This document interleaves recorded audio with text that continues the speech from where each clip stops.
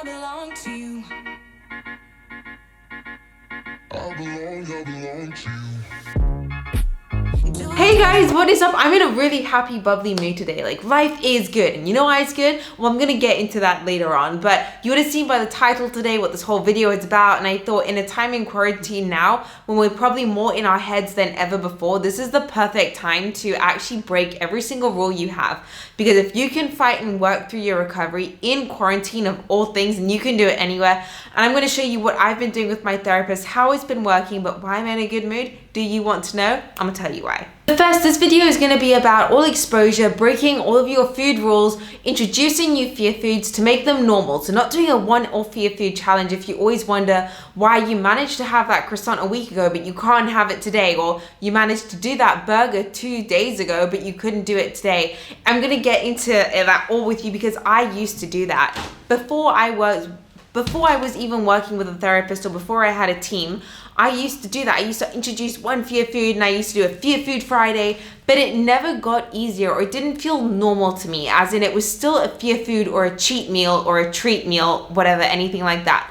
And my life has been completely changed with this new team that I have, with this new treatment. So yesterday I had my weigh-in. A trigger warning, any of those of you who are triggered by numbers in weight gain or anything like that, don't listen, click off this video, pause it right now because I'm going to be getting to it. You were warned, you know what triggers you, but I'm just very honest and open and upfront. So I had a big weight gain yesterday, like a big one that was unexpected. That was more than what we had initially planned per week. And I was okay with it. With the meal plan that I have 3 snacks and 3 main meals a day. And it's just my body has this constant energy. So I'm not always in this mood of irritation, of low blood sugar, of feeling angsty, feeling moody, feeling low, feeling lethargic. And it feels really good. Like I have extra mental energy for so many other things. So I just wanted to share that with you guys, that I'm in such a great, happy place. I'm being pushed more than I've ever been pushed before. Like I get irritated and moody before some sort of meals that I'm uncomfortable for, and that's okay, that's normal. But then the way I deal with it is I have to keep writing and telling myself what I'm doing, why I'm doing it. So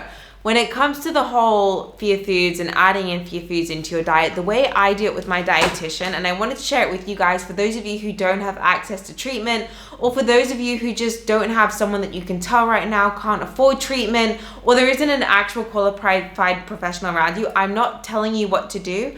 I'm not a professional treating you in your disorder or anything like that. I'm just telling you what's really helped and worked for me.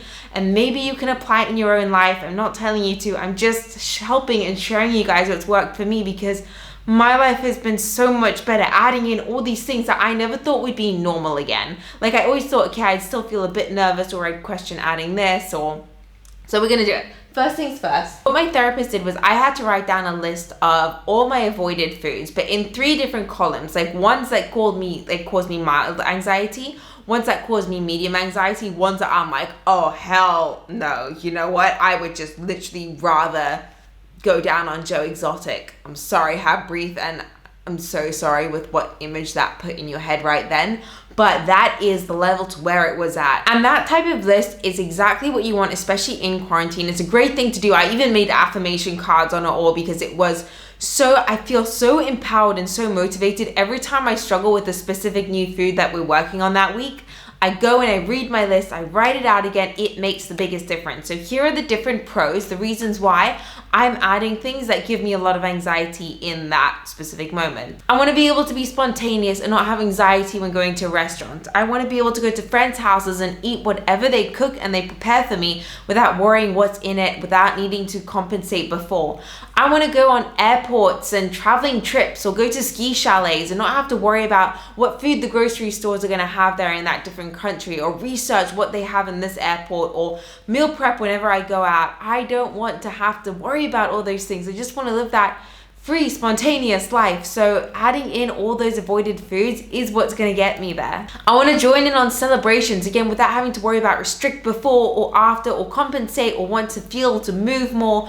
I just want to be able to be there in the moment, be normal with everyone else. I want to be able to share foods with people, participate in lives, go on dates and have fun foods, go to the movie theaters and order whatever I want off the menu without having to worry or pre-plan before.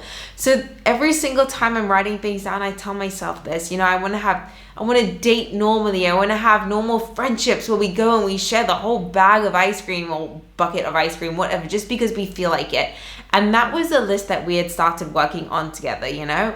I wanted to be able to cook from a recipe without altering anything or avoiding food, seeing unnecessary calories. You know, I was like, okay, I mean, this recipe says add in the cream, but is it necessary? Can I use almond milk instead? And that was the whole mentality and mindset behind getting really driven and determined. And I'm still, it's something that she keeps telling me and that I think maybe you guys need to hear too.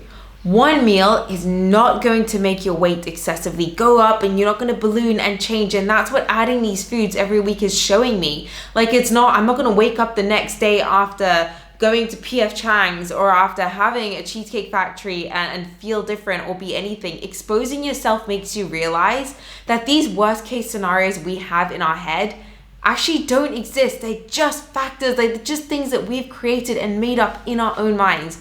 So anyway, back to the whole treatment procedure, what we're doing. So each week I add 3 different things, and I've got to add them in loads of different ways throughout that week. For example, last week it was adding mayonnaise and milk to pretty much everything.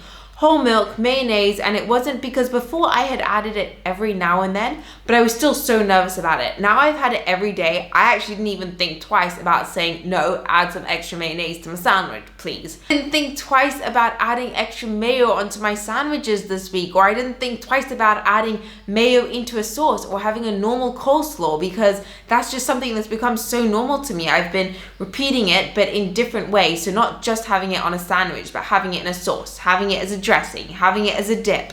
And that's the way you've got to do it. So you've got to choose 3 different foods, and then, for example, so this week it's cheese. So it's having cheese in snacks, but loads of different types of cheeses. It's making a gratin, like having it on the potatoes. It's having it in all different forms and formats until it becomes normal. At one point I had a mac and cheese, and that was a one-off challenge, or I would sprinkle a little bit on top of a tortilla, but I still would monitor how much I would put on it. So this is ways again of removing the food rules around something, like how much you can have on it. And if you just, but the problem is, if you challenge a food in one specific way, like if you only show milk in your cereal, then you're still going to be scared of it in other formats. So I was only having it in my cereal, but then I started adding it to my coffees, then to my hot chocolates, and then cooking with it in creams and sauces. So when you have a food, you've got to expose yourself into every single different way that you can have it. So that's what I want you guys to do. Like, if you want to do this with me, if you want to come out of this quarantine more free than when you were before it, because remember, like I said in my last video, you will always be able to make up excuses for why you shouldn't start today, for why you should start tomorrow. I don't have the perfect ingredients today. You know, I don't have the support that I need for it today. I'm going to wait until after when this person is with me, or I'm going to wait until the time is right. Don't let this disease rob one more second or one more day from your life. Just don't do it, because it's not worth it. And like I said, there are going to be excuses for when you come out of quarantine. I'm not pretty enough to eat foods like that, or I'm not pretty enough to look normal, or I would say to myself that, you know, normal people can eat those foods, but my body reacts differently. Or I'd say that I can live on healthy foods because I only like healthy foods, you know? I don't need the gourmet excessive foods. But avoiding those does cause anxiety, and it causes that fear of missing out and not being able to join in. And I promise you, life isn't about feeling safe at every meal. And right now, the anxiety is gonna spike. And when I first add these foods, like today we restructured, we decided how we're gonna add the new 3 in every single meal. And there is a lot of anxiety around it. Adding in butter at nearly every single meal, but not a scrape of butter on toast. I'm talking about 2 tablespoons of butter, whether it's inside my mashed potato, jacket potato, because I used to just make plain mashed potato. Now I'm having to make it with the cream, with the milk, just to make it, again, having it in different forms. So whether you choose something today on your list, just do it. Choose it and try and discover or think about 3 different ways, or let me know in the comment section below. Say, Jax, these are 3 things I'm gonna work on. Please help me with it. I'll be like, bitch, I got you back. Let's add it maybe these 3 different ways. Let's spitball around it. For example, a croissant was one of mine. But if you do want to see how I add them into my meals, so my second channel, The Confused Expat, I show myself eating these foods normally because they have become a normal part of my diet. And that channel is where I do show what I eat in a day. But again, I don't speak about struggling around foods. I'm very cautious now about my language when eating foods or when approaching foods, not speaking about them as fear foods or taboo, just speaking normally about foods when having those foods, getting my mind to see them as normal. So that's why my recovery channel is very different to my what I eat in a day, my normal Jack's Everyday Life channel. And with you guys, that would probably help too.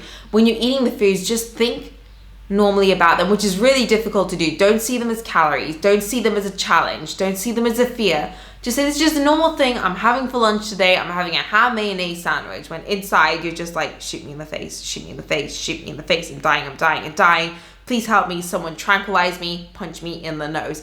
Even if you're thinking that way, the anxiety will pass. Wait for that peak to go down. And that's just, again, how I've been approaching this whole situation for the first time in my life, after fluctuating in and out of quasi and relapses, and every time I'd gain a little bit of weight, I'd relapse and I'd go back. And now it's been the complete opposite, because I feel freer and happier than ever, and I don't feel so controlled and ruled by these foods, because each week I show myself, I'm beating you. I am beating you, and that becomes contagious. And like I always say to myself, and one thing that my psychiatrist told me and that I'm sharing with you guys, is you had the discipline and you had that type of restraint to get into the position you're at today with your disorder, to start avoiding those foods, to start restricting. So you can use that same discipline and determination to get yourself out of it. And you've got to have an as strong why coming out of it as you did to get yourself into this mess. So your why coming out of it is going to be freedom, joining in, enjoying dating, enjoying going with friends to the cinema and ordering whatever you want off the menu without wondering or calculating in your head how much you've had for the day, how much you can have, if you have to restrict tomorrow, how much is in this versus this versus this. It's so tiring. And with that type of mindset, you don't have time or energy for people in your life. You don't have time or energy for relationships, for work, for hobbies, for side hustles, anything like that. If you wanted an easy life, you would stay in your eating disorder forever. You'd stay in that safe bubble. But if you wanted that free life where you dream of, I have this one thing that helps me get through, is this image of being in a ski chalet or a beach cottage and just having whatever I want and not needing to worry about going out to the grocery store every day, or not needing to worry about this or that, just feeling so free and carefree. They're saying, I'll have what they're having, I'll have what she has at the table. I don't care if she orders a salad and I feel like a burger, I'm gonna have a burger. So that's exactly, I create these images in my head, and I started with my therapist doing that, and that's how this last month has been the most incredible month of my life, having these new experiences. And I'm excited for Easter, because I'm going to be eating my Easter eggs. Why? Because that was a challenge I worked on 2-3 weeks ago, to the point where chocolate is completely normal. And if you watch my Confused Expat channel, you know that every single day I have at least 2 or 1 chocolate bar, and I have my croissants, and as well as having my other meals with my mayo and my cheese and my butter, it's become normal. And the whole point is 3 meals, 3 snacks, no restricting on any of the meals. Because if you're adding in a fear food or anything like that, there's no restricting or compensating. So I don't know if this helped any of you guys that have always been wondering, how do I add this? I don't know how to, start eating things you miss again, whether it's butter or Pop-Tarts or cereal.